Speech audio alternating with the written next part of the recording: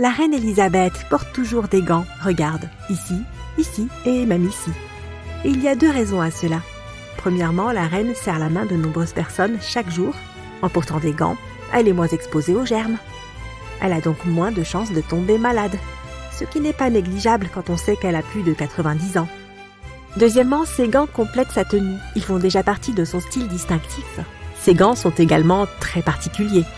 Une entreprise est chargée des gants de la reine depuis 1947. Et ce sont les seuls à fabriquer des gants pour la reine. D'autres clients célèbres de cette entreprise sont par exemple Taylor Swift, Lady Gaga, Rihanna, Madonna et d'autres célébrités. Comme moi, ça me va bien, non? Je plaisante. Pour l'instant, la directrice de la création de l'entreprise est la fille du fondateur. En moyenne, la reine passe une commande de 3 douzaines de paires de gants par an. Chaque paire coûte 140 $. La reine en prend soin. Et on ne les jette jamais s'ils sont légèrement abîmés. Elle utilise certains de ces gants depuis plus de 40 ans. Habituellement, la reine porte des gants en coton brossé. Et les gants plus légers sont en jersey de coton suisse. Elle n'utilise jamais de matériaux synthétiques ou de cuir. La longueur des gants est également très particulière. Ils remontent sur 12 cm à partir de la base du pouce. Cela rend ces gants assez longs, mais c'est fait exprès. De cette façon, les gants passent sous la manche et les poignets de la reine ne sont pas du tout visibles. D'autres personnes de la famille royale comme Kate Middleton, la princesse Anne et la princesse Margaret portent aussi des gants de la même marque. Et chacune d'entre elles a ses propres préférences. La plus célèbre des souveraines qui, elle, n'avait pas l'habitude de porter des gants en public était la princesse Diana. Elle aimait avoir un contact direct avec les personnes à qui elle serrait la main. Mais il y a des occasions où même la reine doit retirer ses gants. Cet accessoire n'est pas autorisé à la table du dîner. Il y a une façon correcte d'enlever ses gants. Si tu veux le faire comme une vraie reine, retire le gant doigt par doigt. Puis, enlève-le complètement. Ensuite, pose le gant sur tes genoux, sous la serviette. Une autre chose qui peut te venir à l'esprit quand on parle du style de la reine Elisabeth II, c'est la couleur de ses tenues. Du bleu, bien sûr. Rose, bien sûr. Vert, facile. Orange, pourquoi pas. Pourpre, le voilà. Cite n'importe quelle couleur, la reine l'a déjà porté. La première raison est qu'il s'agit de la signature de la monarque. Autre raison, ces couleurs vives aident la reine à se distinguer dans la foule. Ainsi, même les personnes qui sont assez éloignées au moment où elle passe peuvent la repérer.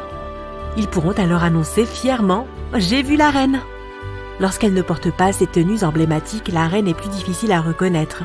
Il y a quelques histoires amusantes à ce sujet. Une fois, la reine était en vacances. Dans son manoir en Écosse, elle se promenait dans les environs en portant ses vêtements habituels lorsqu'elle a rencontré un couple de touristes américains. Ils lui ont demandé si elle vivait dans le quartier. Elle a répondu par oui. Puis ils ont demandé « Avez-vous déjà vu la reine ?» La reine a répondu « Non ». Puis elle a désigné son garde du corps et a ajouté « Mais lui, oui ».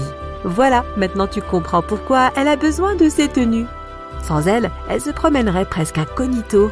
Lorsque la reine ne porte pas la couronne, elle porte un chapeau, comme les autres femmes de la famille royale. Parfois, ces chapeaux peuvent être un peu extravagants. Le protocole royal s'inspire d'une règle d'étiquette datant des années 1950. Il était inconvenant pour les dames de la famille royale et de la classe supérieure de montrer leurs cheveux en public. Et comme la famille royale reste fidèle à ces traditions, les membres féminins de la famille doivent porter un chapeau lors de tous les événements officiels. Les chapeaux font également partie du code vestimentaire pour les mariages. Pour les événements plus modestes, les dames de la famille royale peuvent laisser leur chapeau à la maison et laisser leurs cheveux détachés. En outre, une vieille règle d'étiquette stipule qu'il est interdit de porter un chapeau à l'intérieur après 18 heures. À cette heure, les dames enfilent généralement leur robe de soirée. Les femmes célibataires ne portent rien sur la tête et les femmes mariées portent des diadèmes. Mais revenons aux chapeaux. Certains d'entre eux peuvent être assez particuliers. Par exemple, ceux-ci sont très différents des chapeaux que l'on peut voir dans la rue. Ils s'appellent des fascinators. Leur but est uniquement décoratif. Ils sont utilisés pour compléter le look. Les fascinators sont un moyen pour les femmes de s'exprimer. Il y a généralement une compétition tacite pour le meilleur fascinator. Les membres de la famille royale utilisent beaucoup leur style et leur tenue pour s'exprimer. Dans la plupart des cas, leurs vêtements sont soigneusement choisis pour rendre hommage à quelque chose. Meghan Markle s'est mariée dans une robe qui a été faite spécialement pour elle et plusieurs choses ont été ajoutées pour la personnaliser. Des fleurs ont été brodées sur le voile. Comme Meghan est américaine, il représentait les fleurs des 53 pays du Commonwealth. Et lorsque la princesse Béatrice, petite fille de la reine, s'est mariée, elle portait la robe que la monarque avait portée lors de son propre mariage. La famille royale n'est globalement pas adepte du gaspillage d'argent et des tenues jetables. Certains vêtements restent donc dans la famille pendant des décennies. Par exemple, le prince Louis a été aperçu portant le costume du prince Harry il y a quelques années. Il y a aussi une couverture qui est dans la famille depuis des générations. La reine porte toujours un sac à main. Si l'on y réfléchit, ce n'est pas nécessaire. Après tout, elle a plusieurs gardes qui l'accompagnent à tout moment. Ils peuvent porter tout ce dont elle a besoin. En général, la reine a dans son sac quelques objets personnels, comme du rouge à lèvres et un miroir. Mais il a aussi un autre but plus particulier, envoyer des messages à son personnel. La reine porte normalement le sac dans sa main gauche, mais si elle le met dans la main droite, elle signale à ses gardes qu'elle veut mettre fin à la conversation qu'elle est en train d'avoir.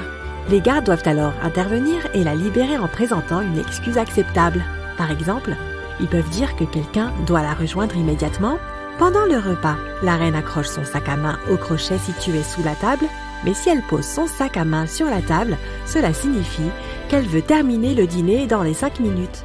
Si elle pose son sac sur le sol, elle laisse entendre qu'elle n'apprécie pas la conversation et qu'elle a besoin que quelqu'un intervienne. Apparemment, renverser son verre d'eau sur la personne qui parle n'est pas dans ses habitudes.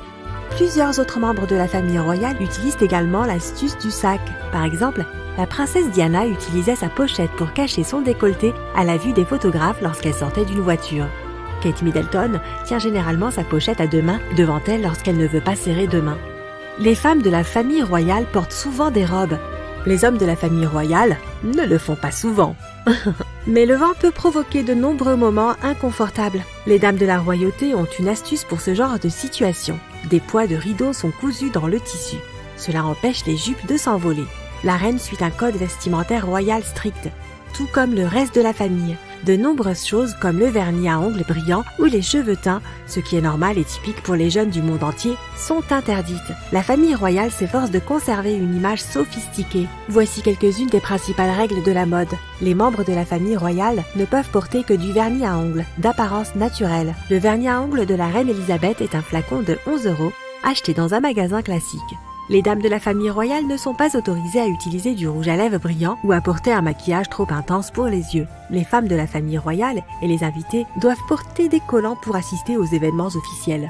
Kate Middleton porte des collants antidérapants pour éviter que ses chaussures glissent de ses pieds. Quant à Meghan Markle, elle porte des chaussures à talons hauts, d'une taille supérieure à sa pointure réelle, pour éviter toute gêne. Ainsi, elle peut marcher pendant des heures sans ressentir de douleur.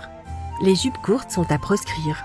La meilleure option est de porter des robes et des jupes jusqu'aux genoux. Les membres de la famille royale ont enfreint ces règles à plusieurs reprises, mais en général, ils s'y tiennent. Les membres de la famille royale sont censés avoir l'air naturel.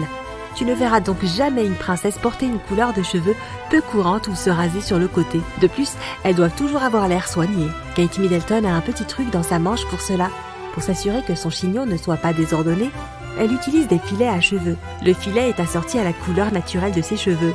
C'est pourquoi il est presque invisible, mais en même temps il maintient son chignon en place pendant des heures. Meghan Markle a une astuce spéciale pour se débarrasser des cheveux rebelles et paraître toujours soignée en public. Elle vaporise de la laque sur une brosse à dents, puis brosse ses cheveux vers le bas pour les aplatir. Ouais, moi aussi j'utilise cette astuce, et ça marche à tous les coups.